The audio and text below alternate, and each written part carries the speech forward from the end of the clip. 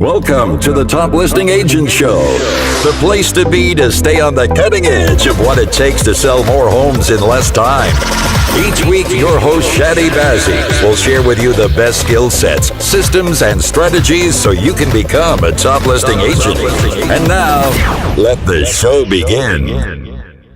One of my one-on-one coaching clients by the name of Gregory, he's here in the group, sent me a text message, and he's like, hey coach, I need to speak to you. Do you got a couple of minutes for me, kind of thing?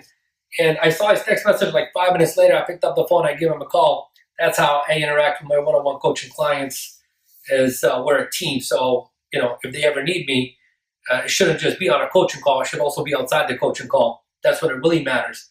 So what I did is I called him up and said, hey Greg, what's going on? And he's like, hey, I got this seller lead I've been, kind of working for, I don't remember exactly how long, but he's been working the seller lead, and they're getting very close to, putting the property on the market. And the property is worth, I don't know, I think he said like 260, 270. And the next door property is now listed for sale. And she's like, hey, I went into the next door property, and the property, they're asking about $300,000, and I'm kind of now thinking my property's worth $300,000. And in his mind, he knows that the property is probably worth about 260, 270. Okay, and he kind of addressed it like his way of addressing it, and then he wanted to know, like, hey, did I do the right thing, or could I have handled this a little bit differently? Could I have handled this a little bit better? And the answer was yes, he could have done. And not to take anything away from him, he's doing phenomenal. First full-time year in the business. He's already closed 15 transactions so far this year. He's got about 15 in escrow, and he's got like almost 10 active listings right now, of which the majority have been like from, active prospecting, expired, etc. kind of thing. So good for him. And by the way, for those of you that are live, would you guys like to see like Greg come on live and do a little interview with him and see how he's knocking it out the park in first full-time year in the business? If the answer is yes, let me know. I mean, the more yeses, the more hearts I'm going to see right now, the more likely that I'm going to give Greg a call. Say, hey, Greg, want to share with these people how they can take their business to the next level and become a top listing agent? Yes, yes, yes, yes. We are going to definitely hook you guys all up with that. So, he explained the scenario to me. Okay, he explained the scenario to me, and he explained to me what he said to her. And basically, he said to her, I think her name was Len. He's like, Len, your unit is a 2-bedroom unit. Their unit is a 3-bedroom unit. Okay, and theirs has been on the market. Although there's interest, although also there's activity, there is no solid offers. It still hasn't sold. He basically told her, look, I don't want to take you, tell you yes now and, get your hopes up, etc. And then all of a sudden have to beat you up on price a little bit later on, etc. Okay? And she basically went quiet. He's like, she just went quiet on the line, and he went quiet on the line. And there was this like very odd silence. Like silence, like dead air silence. And he kind of had to like look down on his phone like, did she hang up the phone or what is going on here? And sure enough, the phone was still, the minutes counting, etc. She was still on. He's like, Lynn, you still on? She's like, yes. And she's like, well, I don't think that we are a fit. Not exact words, but basically that's what she kind of said. I don't think that we are a fit. And I'm just going to like take a week to really think about this, okay? Not a good place to be. Nobody wants to experience that. However, in the business that we are in, we deal with multiple different kind of personalities. Obviously, we know every single seller wants as much money as they possibly can. Every single seller wants to sell their property as fast as possible. Every single seller wants the perfect scenario to where there is like zero frustration, zero hassles, and a peace of mind kind of transaction. They don't really understand the reality of our business and what we do and why we charge so much as a commission. Okay, So that was his scenario. Basically, they just got off the line, and it's like now there's like this big question mark. Like, should I have taken the listing? Do I still want to take the listing? Even if I want to take the listing, is she still going to list with me? Is she going to be looking at other brokers? Because she mentioned that she knows other brokers as well too. So he's like, did I handle it correctly? And my response was, well, if you have a very high level of rapport with her, and the keyword and, not just if you have a very high level of rapport. If you have a very high level of rapport and, you know, in the mind of the seller, you're already the expert. Like, you know, when you watch $1 Million Listing and these, sellers are meeting with the listing agents, like in their mind, they've already decided they're going to work with that agent no matter what. You see the price drops come like this because they listen to the expert. So I said to him, if you already got a very high level of rapport and you're already the expert in her mind, then yes, you handled it correctly. And you most likely would have gotten the response that you wanted and the listing at your price. And he said he had the high level of rapport, but the big question mark was around whether she already perceived him as the expert or not. We didn't discuss that, but for me, that's the question mark. Because if he's already the expert, then it would have been an easy peasy, let's sign the contract, get this transaction going kind of thing. And it wasn't.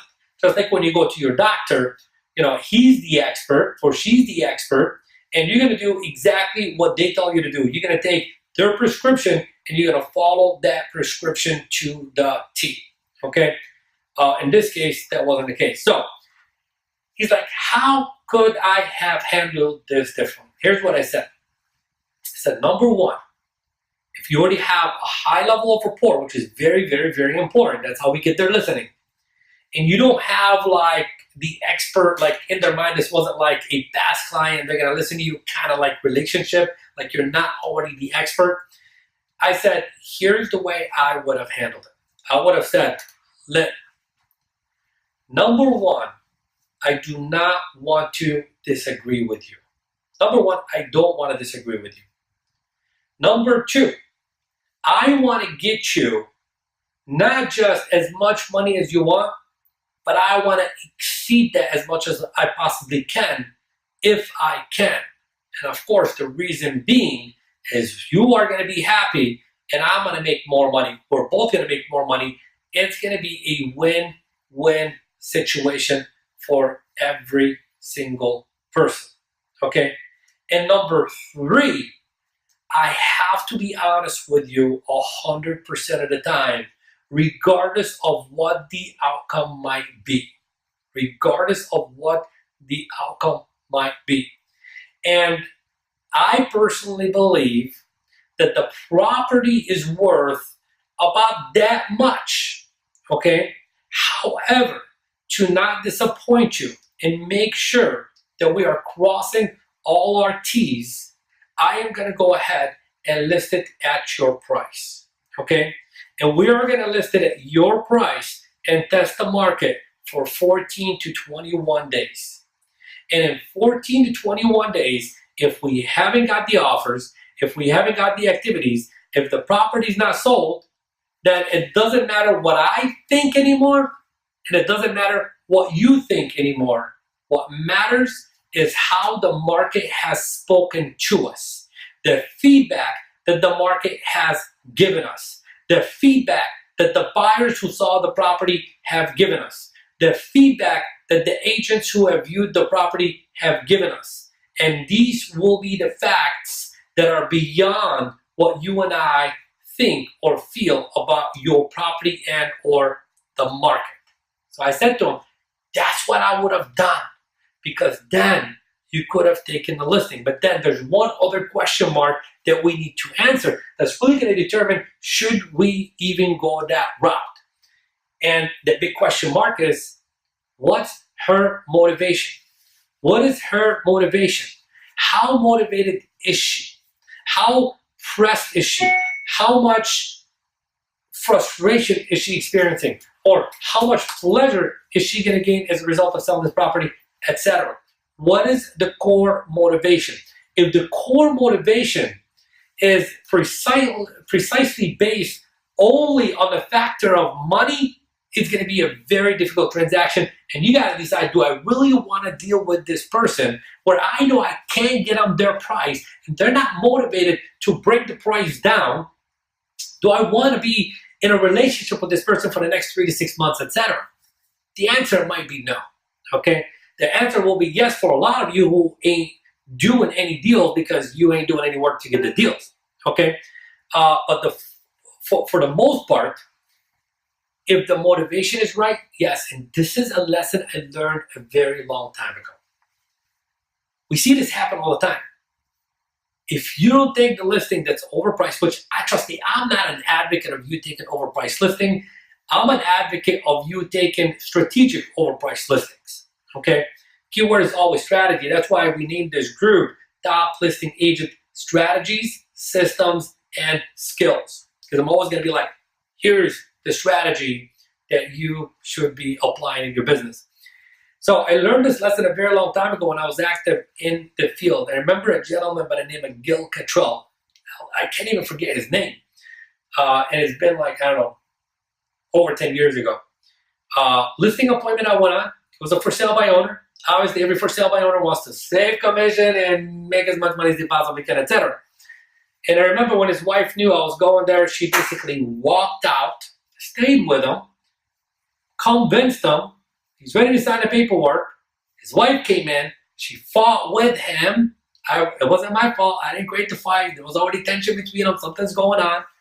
And then she walked out again, and then she came back, and I had to go through every single strategy in my arsenal, all my NLP strategies I had to use on this gentleman and his wife to get the contract signed. And I got the contract signed and walked away with the listing. And it was a very, very, very, very strategic, overpriced listing. See, at the time, I took the listing at $690,000. Within 30 days, we had that overpriced listing sold for $540,000. So $150,000 difference. I mean, this is like an extreme case, but look at the strategy behind it. If I didn't take it, I would have never gotten that 3% commission on $540,000. If I didn't take it, the seller would have gotten in trouble. Why did I take such a highly priced, ridiculously priced listing? Because I was listening to the motivation of the seller. And the seller was super duper 10x motivated because, number one, this property was paid off, it's free and clear, no money on it, nothing. Number two, he had a business that was failing. And he needed the money from this property to put back into his business to save his business, okay? And if he did not go the route of pulling out the money, okay, from this property to dump back into his business, he would have lost the home and the business. So do you see that, the motivation was there? So this is why, I teach my coaching clients all the time that when we go on a listing presentation, we need to talk more about the motivation than anything else. We got to get them connected emotionally to why we're about to do what we're about to do, whether it's extreme or not. So basically, to answer the question is, should you take an overpriced listing? Okay, I can't give you a yes, and I cannot give you a no. The only thing I can give you is it depends. What does it depend on? It depends on the motivation of the seller. It depends on the motivation of the seller. So how long we've been on live for, Chris? 10 minutes, 15 minutes? 15. 15, okay. So should we keep going, guys? Should we keep going on this? I mean, I've already addressed should I take the overpriced listing scenario. Should we keep going? Somebody give me a comment. Yes, keep going. Or, Ask questions. Ask questions. Give me some hearts. Give me some love. By the way, You should be sharing this with everyone that you know, because there's a lot of real estate agents in your marketplace that don't know this information. And if they did get this information, they'd be able to take better listings. And if they take better listings, you'll be able to match your buyers better with them. Okay? Greg's asking a question, and the question is, if I decide I still want to go after the listing for this scenario, what would your next step be? Seller lives out of state, so can't get face-to-face. Well, good thing for technology, you are out of state. I've never met you in person. Greg, I can't wait to shake your hand and give you a hug, my friend. We're in a world right now where we don't need any face-to-face interaction. We can pretty much do everything via the internet, so don't let that stop you, okay? But what I would say to you is, if I decide I want to go after the listing for the scenario, what would your next step be? My next step is let it cool down for the next 24 hours, give her a call and say, hey, Lynn, thank you very much for taking my call. I've done a lot of thinking about the conversations you and I have been having, and how we are going to be able to work as a team and get your property sold. And I think what we need to do here is we need to compromise, and we need to be on the same page. So here's what I've decided to do. I've decided to remove all my expertise out of the process, and I'm just going to allow you to be the expert in this scenario. It's your home. You obviously want as much money as you possibly can. Trust me when I tell you, I want to get you as much money as you want and more if possible. And I think it's worth a shot, okay, for me to take a risk and invest all my marketing dollars and resources to help you reach your goal and sell this property for as much money as we possibly can. So let's go ahead and take the listing, sign the contract at your price, okay?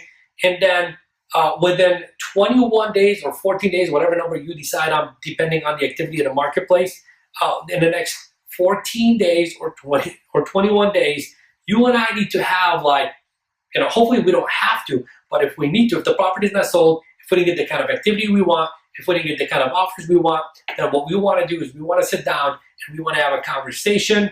And the whole entire conversation is going to be based on the facts of hey, what did the buyers think about the price? What did the buyers think about the home? What did the other agents who've seen the property? What kind of feedback they've given us, etc. We'll take a look at the facts and we'll make the necessary adjustments only based on the facts, not my opinion, not my expertise, not your opinion, not your expertise, because we have a goal to reach, and the goal is sell this property for as much money as we possibly can. So Greg, that's exactly what I would do. Did you get that, buddy? Do you have any other questions, follow-up questions on that? If you do, let me know. And if you don't, then we are golden there. So guys, I think this is gonna have to be a two-part conversation.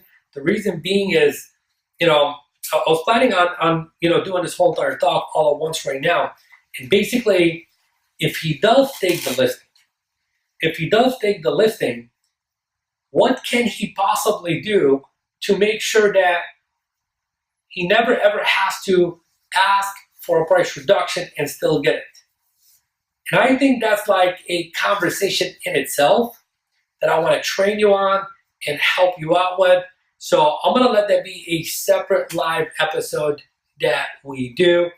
And we'll probably do that one on Monday. We'll do that on Monday. We'll have more people in the group, etc. So look, this is it for right now.